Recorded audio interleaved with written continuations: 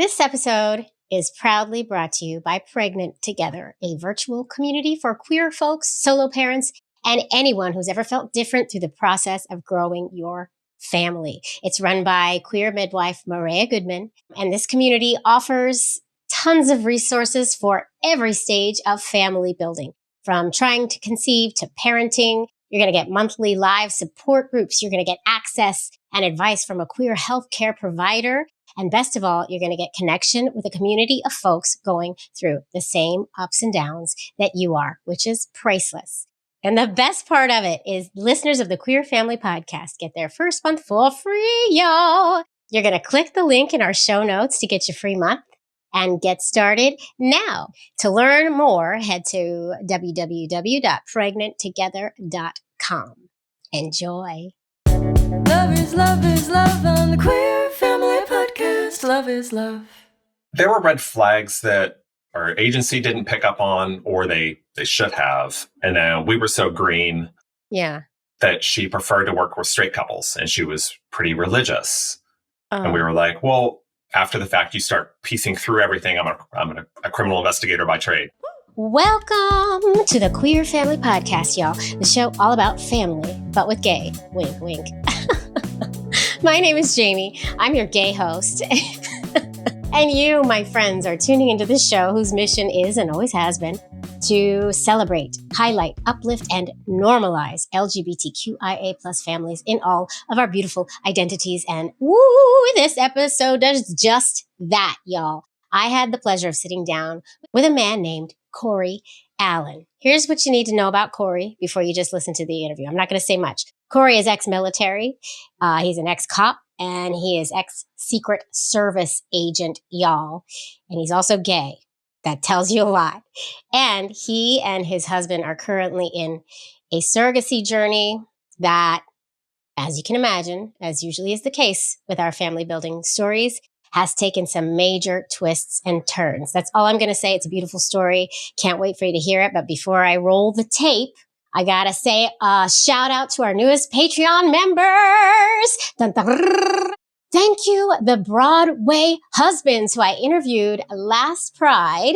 Go listen to it. It's a really great story and interview, and they're really wonderful folks, all in all. And I love them to death. And I feel just honored that they are helping me out with my Patreon. Thank you, Broadway husbands. Love you. I love you. Mwah.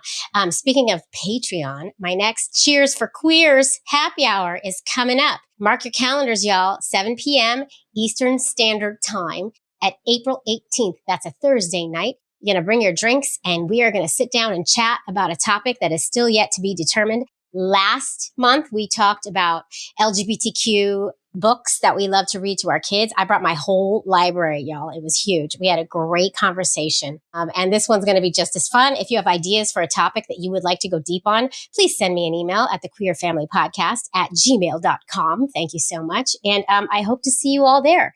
Join my Patreon for as little as $2 a month at patreon.com/thequeerfamilypodcast. And I have one more thing to share with y'all before I roll this tape. I got a little email from one of the guests that was just on. It's from Glenn, who was one of the guests in the episode titled, It's Never Too Late to Come Out. It was about 2 episodes ago, and he was a father who told the story of coming out after his children were already grown and out of the house and living his whole life in the closet and what that was like. Really beautiful story and everything. But he wrote this. I want to share it with you because it really touched my heart, actually. He said, Jaimie, I've listened to the podcast and I was really pleased with the final edit. He says, initially, it was very difficult for me to open up and share some of the things I've held private for so long.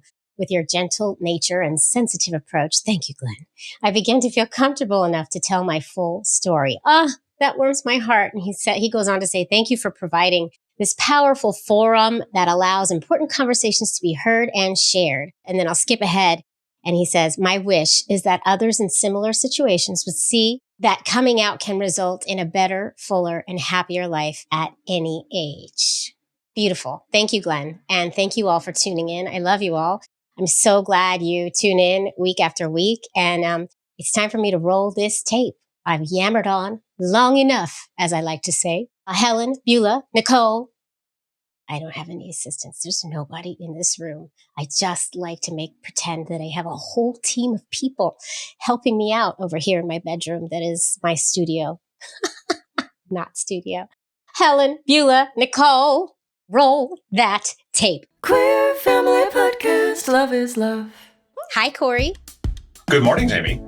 Thank you so much for having me. It is really great to connect, and the way that this came about is also fascinating through Derek and Romaine. Yep. So I look forward to what's to come. Oh, me too. I love Derek and Romaine. They're good people. And anybody that they refer me to, I'm like, hell yeah, let's do this. And also, I know a little bit about your story and I can't wait to hear it. So, Corey, without further ado, I'm going to put you on the spot and I'm going to give you 30 seconds to give your 30-second elevator pitch. And I'm getting my timer up because I am going to time you, but I'll never cut you off. It's just all in good fun. Are you ready? I am. No pressure. No pressure at all. On your mark, get set, go. I am Corey Allen. I first got into writing when I published my first book, Breaking Free, talking about my time as a Secret Service agent. I was there for about a decade and left there while I was protecting the Obamas. Fled to California to do a reset on my life to really settle down and try and put down some roots and find somebody to have a family with, which is what I've been aspiring to do for many, many years. So now here we are 5 years down the road, knee deep in surrogacy journeys.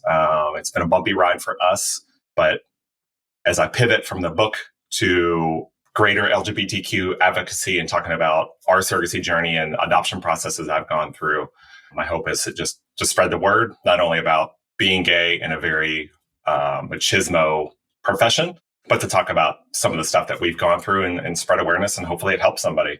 Oh my God. Amazing. You went over. I'm not going to hold it against you. It's okay. I didn't see the timer. I put it down. I just put it down. When my guests start going over it, I just put it down so you don't get scared. Okay, so I know that you have had a journey that you are still on when it comes to the family building, and we're going to dig into that. But first, we need to dig into the Secret Service thing, because last I checked, there weren't a lot of queer Secret Service agents out there, unless I'm wrong.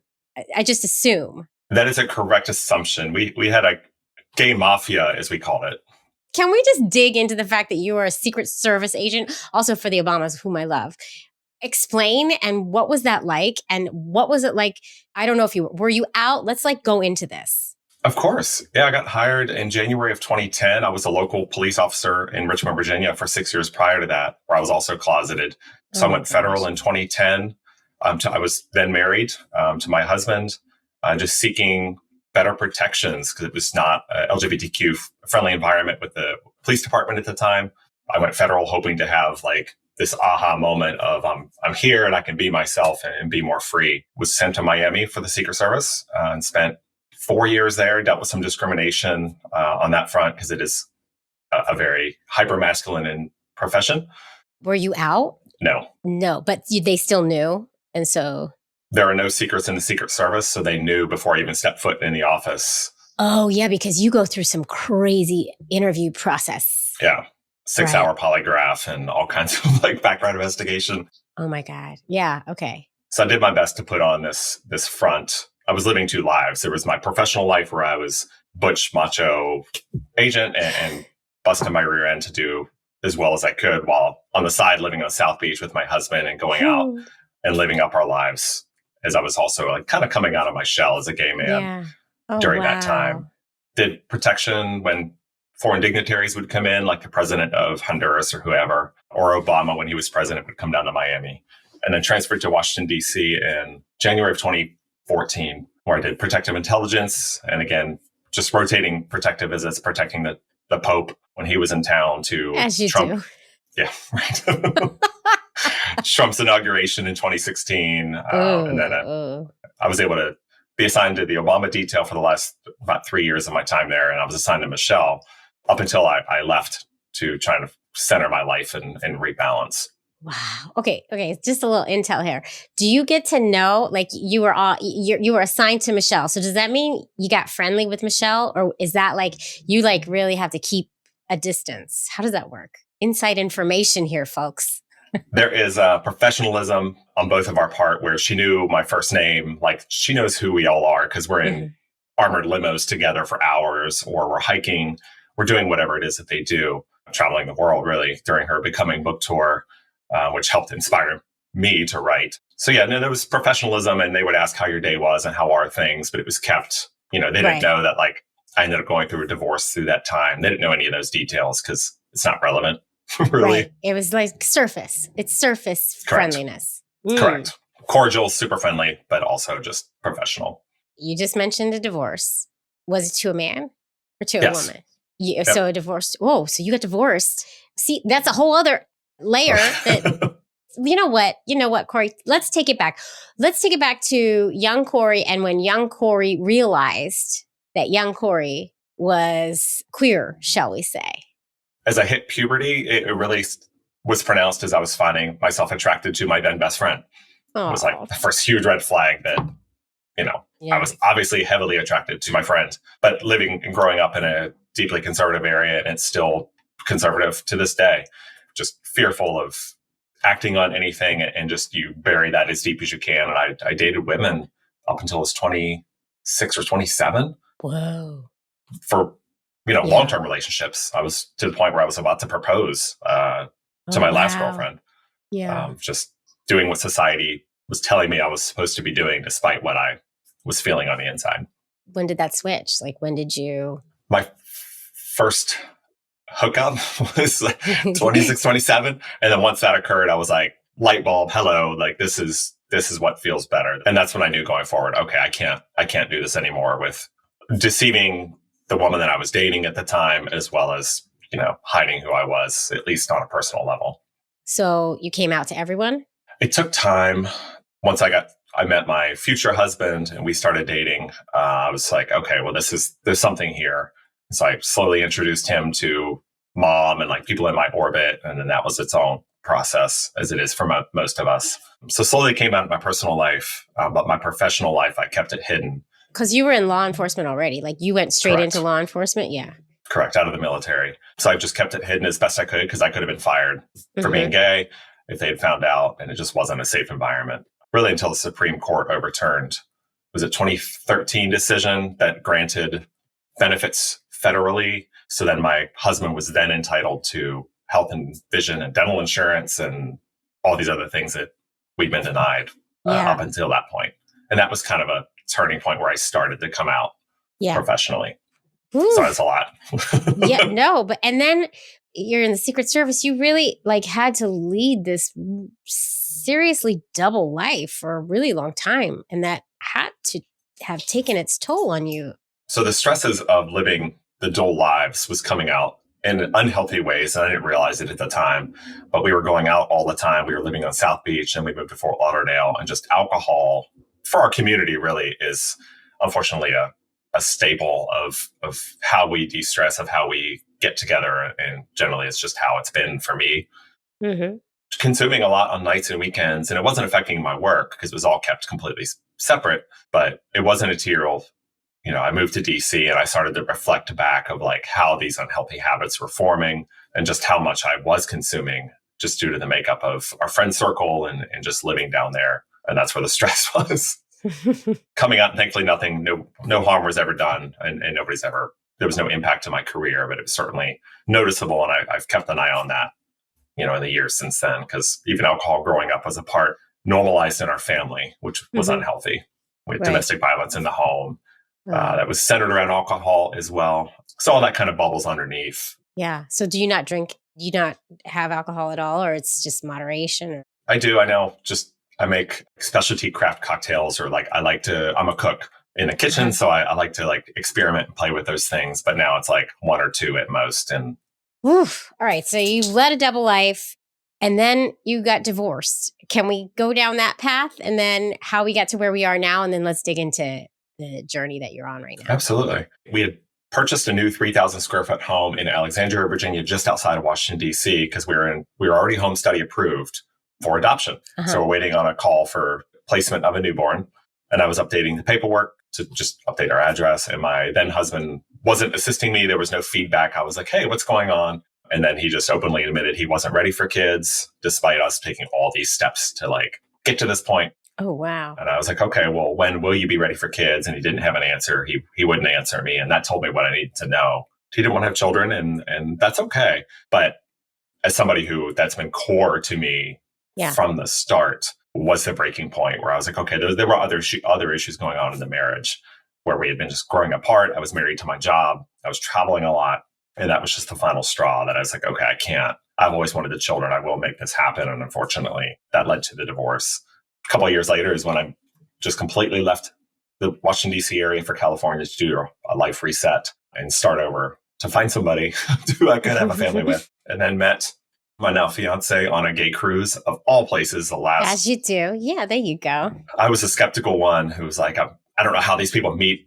There's no way you'd find somebody on a gay cruise. And of course it happened to me. Well, that's so funny because I had a similar situation. I met my wife at a pride party and I went to that party like, oh my God, I'm not going to meet anyone. It's like so skeptical. And and then there you go. So they appear before you. And then we hit it off. That was 2019. 2 weeks after I moved to San Francisco is when I met my now fiance on the cruise. And then the pandemic hit, as we all know, and that just moved us from being dating to basically married in a short amount of time. And so here we are now, multiple years later, in surrogacy journeys, 2 separate journeys. And I'm happy to dive into. Yeah. Okay. So you had baby on the mind, like when you met your husband. Are you guys married now? We're getting married on May 4th. Oh, congrats. May the 4th be with you. Yes, that wasn't the reason why we chose that name, but yes. That's going to happen for the rest of your marriage. I know. It already has. How soon did you talk baby making with him? From the start. Yeah, because it was on your mind. We had an at-sea day on the cruise, and it was just he and I, and we were by the pool, no alcohol, no nothing, and just having a conversation about our life values and what we aspired for long term. And it was like, oh, okay, we align really well on these core issues, not issues, but these core goals. Yeah. And family was one of them. So it was discussed from the start because, of course, I had just come through a divorce and was like, I'm not making that error again. Yeah, from the start. And we were well aligned in those issues. And did you go so far as to talk about how you would want to do it? Because you had just been on an adoption route. We just knew we both wanted children, and we didn't talk about how we were going to achieve that until much later, just because I didn't want to put the cart before the horse and jinx it or scare him away or anything like that. Yeah. And then how was that when you finally had that conversation? How was it? He was pro surrogacy, being Chinese American. The genetics is really important to his family and the upbringing, and that's just cultural.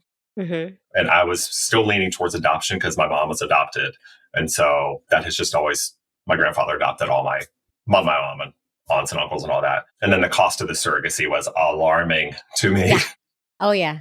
We attended the Men Having Babies conference in summer of 2021. It was done remotely because of COVID. Mm-hmm. And that's when I started to get the background of like, okay, this is how it would play out. This is how this works, and get a little more familiar with surrogacy. One of those compromises that this was really important to him, that we take this route. Because genetics really mattered to him. Genetics don't matter so much to you. So it works well. So the plan is to use his genetics. So we're doing one of each. Okay. All right. Same egg donor. Let's go down this path because there's so many different intricate decisions to make when it comes to our families, right? So your first conversation has to be how we get to do this. Okay, now we agree on the surrogacy. All right. Now, the next conversation is, okay, whose genetic material is winning here, really, in a nutshell? And there's many answers to that, too, which you are a case in point. So let's talk about that. How did you decide to do it the way you're doing it? We both wanted 2 children. Regardless of how we went about that, having 2 children was always what we wanted collectively. We were like, okay, well, we have friends who have done surrogacy and they had twins. So like, okay, that's the route we should take. And then we knew creating the embryos, we could fertilize, he fertilized half the eggs, I fertilized the other half. And then you can, of course, pick and choose what embryos you transfer to the surrogate. So that was our plan from the start was, okay, maybe a little bit higher risk for the surrogate to do twins, but there are surrogates who are willing to do twins. And that was what we originally set out to do. That is not how it's panned out, but that's how we came to that decision that, okay, we're both going to have biological children, if you will, but one will be his DNA and one will be mine, but they'll be half siblings.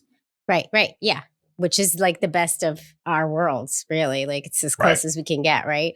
And so what happened, and I just want to say for everybody listening to who hasn't listened and knows these stories, like the surrogacy route is really expensive. And I think you were kind of alluding to this, but you can take it like piece by piece so that it's not this huge lump sum. And I think a lot of people who do surrogacy do end up like one step at a time, save up for the next step, go on the next step, you know. So you can take it chunk by chunk. It's still a lot of money, but you know, you can work with it.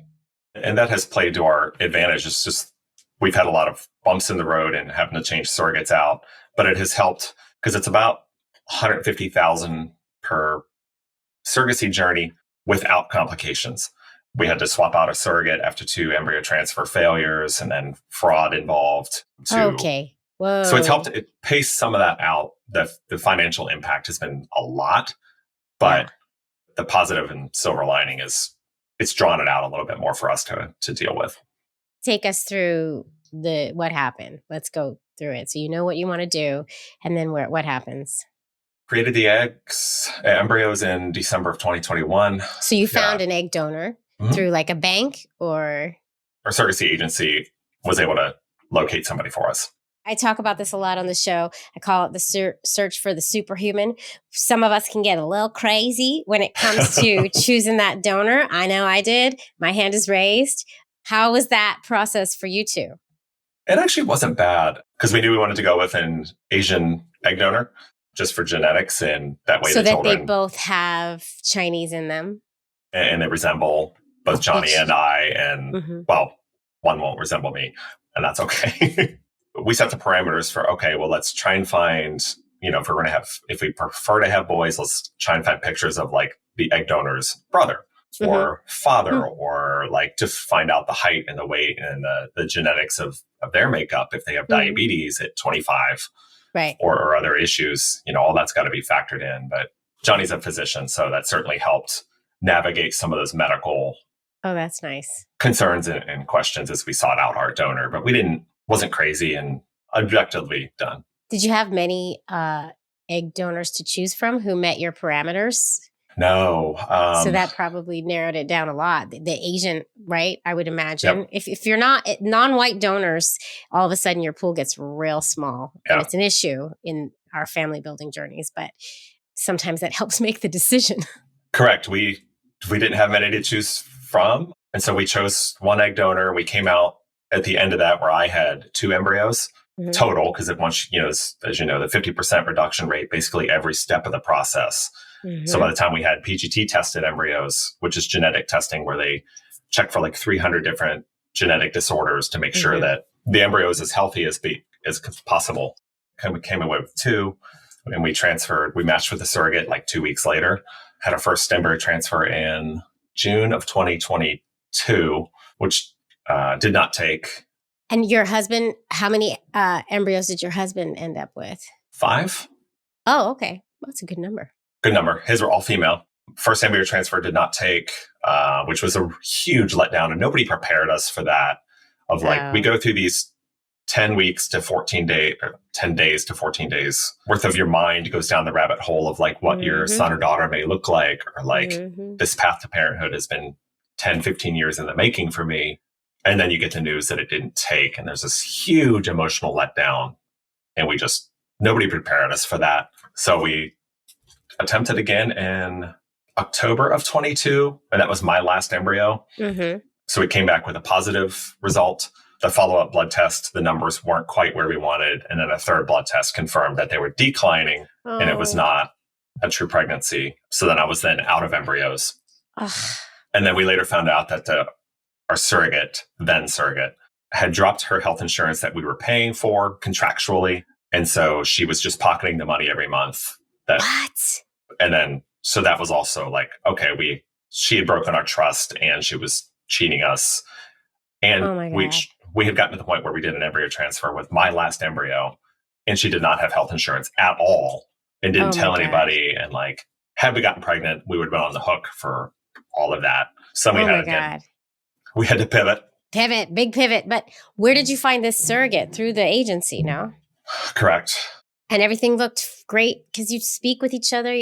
No, you get to know each other. There were red flags that our agency didn't pick up on, or they should have. And then we were so green that she preferred to work with straight couples, and she was pretty religious. And we were like, well, after the fact, you start piecing through everything. I'm a criminal investigator by trade. So I start looking through and looking for the nuances of like, okay, this is where it went wrong. This is what should have been done. This is where we missed. There were warning signs. But again, we dealt with that process and then just had to reset.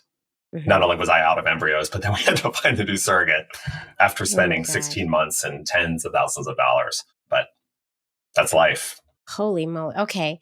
So you pivot and you're out of embryos. So now where do we go from here? I was like, okay, well, we're having 2 of your biological children. This is good. This is fine. We are going to do this. This is what we're going to do. And he was like, no, absolutely not. We are each going to have a biological child, even if he has to pay for that side of it, because we were splitting everything evenly. Mm-hmm. He was adamant that he was like, no, we are going to have 2 children. One is going to be of yours and one is going to be of mine. Mm-hmm. And again, it's another compromise we made. It's like, okay, so we're going to have to make new embryos. So that's what we did. You got the same egg donor? No, because we were worried. There was one of 3 things going on. It was either the egg donor, me, or the surrogate, because we had two transfers and they failed. Mm-hmm. So we're like, well, let's remove one of the variables. So we found a new egg donor to create all new embryos. And she was a fantastic egg donor, created, I think we came up with like 14. Wow. So we had a whole new batch. Did he put his pool in too? So it was split again? Yep. Okay, great. Oh, okay. Just to make sure that if we're doing this, there's no additional cost. Okay, we'll split the eggs like 60-40, I think it was, because I was out. He still had 5. But also we would ideally like our children to be biologically related. So it turned out really, really well. Yeah. Oh, okay, great. Our surrogacy agency, there was a change in management there, and they immediately rematched us with somebody else. And our surrogate is amazing. Couldn't be happier with how things have gone. She is a gem of a human being. Oh, good. And we are 23 weeks pregnant. Oh, okay. Oh, well, congrats. So you met her. What's the story with your surrogate? I want to know a little more info. First, we did a Zoom together. She's bubbly and younger, exuding just good vibes. I hate to sound like a Californian. Listen, I love a Californian. You sound as Californian as you want. She just had good vibes, good energy, and was like, okay, compared to the last surrogate, way, way different personalities, different interactions. Her story was different. Her reason for doing a surrogacy journey and wanting to help LGBTQ families was like, okay. Got it, girl. She's just amazing. That's great. And that's how it should be. She's pregnant with twins. Okay. Wow. Okay. Due to the timeline shift, the surrogacy advocates and IVF physicians, they're no longer really willing to do double embryo transfers because of the risk that comes to the surrogate and the babies. Naturally so. So we're like, okay, that's too much risk. Back when we did the swap out of the last surrogate, we had enlisted the help of another surrogacy agency because we wanted to have the babies 1 year apart. And because of the backlog, the process it takes to get there. Mm-hmm. And then next thing you know, we had 2 surrogates because of that timeline shift. And so we do have 2 surrogates. And so we only transferred 1 embryo for the one that's 23 weeks pregnant. Uh-huh. Not ready to discuss what's going on with the other surrogate at this point. Okay, so you're in the process with that, with Correct. Other surrogate. Whose embryo is in the surrogate who's 23 weeks pregnant? And then so you're being strategic about who goes where and whew. Yeah, because of the struggles we've had, Johnny was like, no, I want you to take this surrogate and then I'll wait for the next surrogate to get cleared. Oh, Johnny. Johnny's a nice guy, huh? Yes, he is an amazing human being. So thoughtful and caring. Oh, Johnny. And how fitting on Valentine's Day. I know, it's Valentine's Day that we're recording this. Yeah, exactly. No, he's fantastic. So we'll have great news soon. That's really exciting. And so now, and where's the second surrogate? Also here in California. Like close to you or? 3-hour drive. Oh, okay. Yeah. Okay. That's not far. Great. Now you're going to be managing 2 surrogates at the same time. And with that comes paying for all the medical bills, correct? Yes. Or paying for insurance, and insurance will cover it when it's a surrogacy? And that's part of what I've been talking about. And like I had an article published in the Gay and Lesbian Review talking about our journey and just some of the discrimination we face. Let's talk about that. It's a lot. So not only is it the cost that we bear completely out of pocket, I work for the largest employer in the United States, and we have no surrogacy related benefits for members of the LGBTQ community. Of course not. Yeah. And Johnny has worked for the largest healthcare provider in California, and there's nothing, because it's all based off of the definition of infertility. Yeah. You have to be trying for 6 months or so. We as two men do not count. Exactly. Because we're not infertile per definition. Yeah. And so we've just submitted claims. It's just been denied. So no, it's all out of pocket for us. And that's not even counting the issues we face with, like, we've turned down a surrogate that was in Arkansas because of the attacks against our community and the legislative push by the right. Anything can happen. And so the state could say, okay, well, two people of the same sex cannot be on a birth certificate. You can't be in the delivery room. A hospital can say, no, we don't recognize you as the parents because the surrogate is the patient and the mother. Like, any of that comes into play. So we've got to be strategic about where it is and all of the people that are going to be involved. Yeah, it's really scary. And really, honestly, like the way our country is going right now, and then the fact that we are headed towards this election and there's a strong push to go backwards when it comes to our community. It is very scary when you think about that. And our attorney, we're doing parental rights. All that has to be filed with a court. It's not as easy as heterosexual couples have it, where the baby's born, the birth certificate, you're good to go. No. We have to go to court and we have to file for parentage. And so whoever's not the biological parent, and our attorneys are also telling us, well, you need to also file for adoption, because if the state were to change the laws, this won't hold up as well as legally adopting the child, despite both of us clearly being the parents. Every lawyer, every person in law that I've spoken to on this show, highly, and this is even before things were getting scary. This is when things were looking like we were progressing in the right direction. Still, every lawyer I've spoken to says, no. You get that second parent adoption no matter what, because you do not know. You never know what could happen. Just all these things we didn't think of because we just hadn't encountered the situation before. I was like, oh, okay, well, we got to pay for that as well, which we're going to do. Right. It's very taxing on us and not so much on the non-queers who are making those babies just at a bar. And they get rights. They get all the rights in the world. Just the fact that we have to work so much longer and harder to try and build our family. And of course, if they're not encountering this, if they don't have somebody within our community that they're close with, they're never going to know. And I don't hold that against them. They're ignorant about it. And they're like pushing laws that are against our community. That's problematic, to say the least. You're bringing up like a really great point, and a point that we talk about all the time on this show. Like, first of all, representation matters. And if you can't see it, you don't know it's out there, right? And then also just the importance of our stories being told to not just other queer folks, but to all the people in the world who have it's not on their radar because it's not in our TV shows. It's not in our movies, these stories. We're not thought of. We're not discussed at the table when they're talking about fertility insurance. Even though we are probably the largest audience for fertility insurance, when you think about it. I think it's Illinois and New York have made more progress than other states. And I assume here in California, the lobbyists are just too strong to affect change in Sacramento to change the laws in California. So then Johnny and I could have claimed some of these hundreds of thousands of dollars we spent, because we can't write any of it off on our taxes. The IRS doesn't allow us to claim that as deductions or anything like that. So it's all this is after tax money, and we just have to eat it. None of our paths to parenthood are easy. None of them.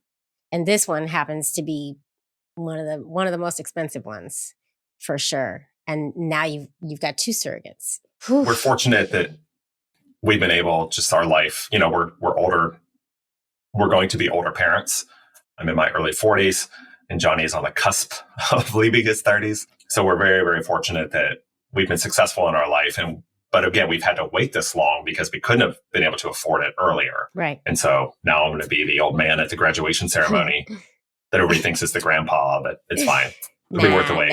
Nah, you look good. And you're not that old, actually, when you think about it. But it's not fair. And also, to take that a step further, like to have the privilege to be able to do this, there are so many folks who can't at all. It's just not an option. And so creating a family is just not an option for them because there is no help. And unless you have the means, you're out of luck, which takes the pool down, just like the donor pool. There we go. Now we plummet down. You know what I mean? So much change has to happen. And that's why you doing what you're doing is so important. And stories like this need to be told. And yeah, we've got work to do because I can't imagine if I was still a cop, like how I wouldn't be able to afford it, period. Right. There's just no way. And thanks to you for allowing these stories to be told and for your platform, for elevating voices that need to be heard is what we all, as you know, need to be doing to make sure that somebody in Wichita, Kansas hears this. Yes, exactly. And knows there are avenues and resources, even like men having babies. They have financial incentives. There are programs out there to help, as well as stories that we can all share and relate to. It's in the storytelling where the change really does happen. I do believe that. For that queer guy in Wichita, Kansas, who doesn't know that it's an option, these stories are for him. And these stories are also for like Glenn down the street, who's as straight as the day comes and has never encountered a queer person and thinks what he thinks about us and how we make our families. So these stories need to get to him too, somehow. And that's the hardest part. How do we figure out how to get these stories to him? I was really fortunate with my publicist did a phenomenal job with my book when it came out, and to be able to tell my stories of now former gay Secret Service agent, but now I'm a supervisory special agent, to be leading teams of special agents and to be able to get to go on like Nightline, Cheddar News, ABC, CBS. Like I had really great exposure and feedback from people who read the book and connected with it, and hoping to use that same platform for LGBTQ family building and just trying to make impact somewhere.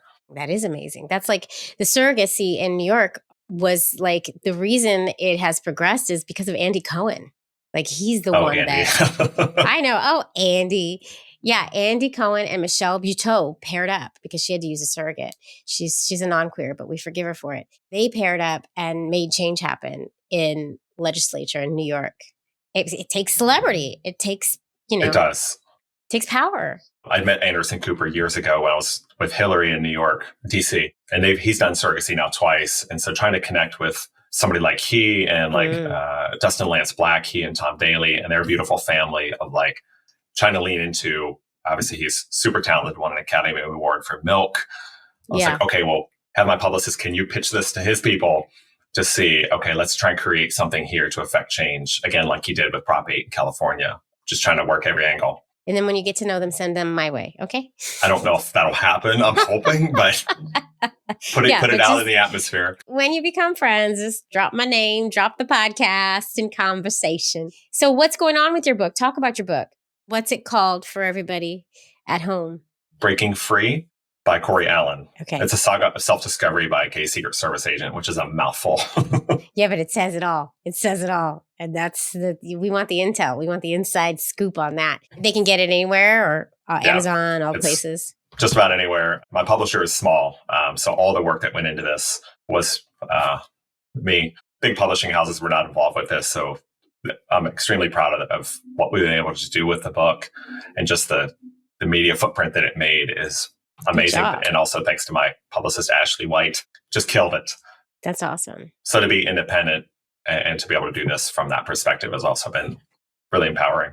That's great. So now you are pregnant and soon to be pregnant with 2. You're going to have 2 newborns, probably pretty close in age here. Mm-hmm. Are you prepared? What are you doing to prepare for that? Are you ready? I don't think we'll ever be ready. No. Baby shower is in a month. Oh my God. And I just got promoted. So I'm trying to like balance out, okay, work is work, but I'm also going to take baby leave of figuring out the timing of all that between baby 1 and baby 2. I mean, we're ready to be parents, but I'm also like counting down the nights. Every night I go to bed, I'm like, okay, I've only got 100 nights left of sleep before I don't get sleep anymore. You don't get it until you're in it. And then it's like a big fat whoop on you where you're like, oh, now I get it, right? And that's so annoying to hear from people like, oh my God, it's going to hit you so hard. But it is true. And then you'll see, and then you'll say it to people in the future, but it's still going to be like the most magical time of your life. It's so exciting. So exciting. I absolutely can't wait. As we talked about, it's been a long journey for me. And to know that we've got the baby shower coming up, our wedding coming up, our baby moon, we're going to Japan because we can't travel in the month of May. So we've got to do the honeymoon first, just so we don't run the risk. So many exciting things coming up. And then into the fall, then we get even more fun.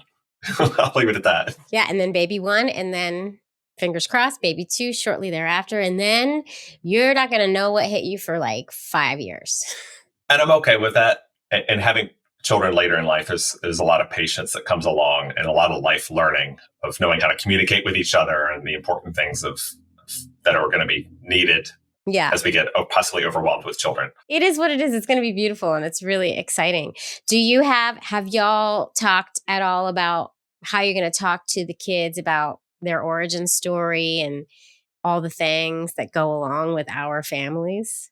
There's more books coming, but one of them is going to be about how they came to be. And it's our way of telling them, because there's not enough representation out there, not only about surrogacy, but people of color. Like Johnny's voice needs to be heard, needs to be amplified, because there's a lack of that out there. There's plenty of white people out there writing books, but I want his way in, but also make sure that they see themselves in it. And there are more coming up and up and up, like donor conception books, and books about the very different makeups that we have of our families. But however, probably be hard pressed to find someone with your particular situation, which is going to be 2 surrogates, 2 children close in age, same egg donor, because you used the pool from the second donor, correct? Mm-hmm. It's very unique. And so, you need to write it. And then, what's going to happen? Another family's going to be like, oh my God, I can't believe our story is here. And that's what needs to happen. It will. We all need to do this. Yeah, I've got all the printouts from our fertility clinic of the embryos when we transferred. I've got all that stuff. I save all of it. So that way, again, it's storytelling of like, well, this is what we went through to have you. This is why we love you so much. This is how determined we were to have you. So it's definitely going to happen. Yeah, no accidents in our community, that's for sure. No, definitely not. No accidents. We're very wanted, very wanted. It's very exciting. I'm excited for you. I can't wait to hear how it all goes. You're going to have to check back in like a year and let me know how life is. When I don't have hair or it's all gray and I look haggard. You'll have poop on you somewhere and pee, but you'll be fine. It'll be all good. No more white t-shirts. It's going to be great. I'm so excited for you. And lean on people. Lean on people. We keep hearing that. The best advice I can give. If somebody offers to help you out, take it. Do you have anywhere where people can find you? At author Corey Allen, CorYallen, whether it's Instagram, Facebook. I do a lot of writing on Medium these days as well. So there's myriad articles there at author Corey Allen or CoreyAllenBooks.com.